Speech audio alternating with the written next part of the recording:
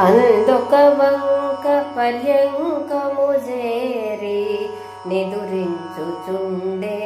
దివ్య మనోహరి నవరత్న ఖచిత భూషణధారిణి నలువంకలను కాంతి ప్రసారిణి స్వర్ణదేహిని చారు రూపిణి రాణులకు రాణి పట్టపురాణి లంకేశ్వరుని హృదయేశ్వరి మండోదరి లోకోత్తర సుందరి మండోదరిని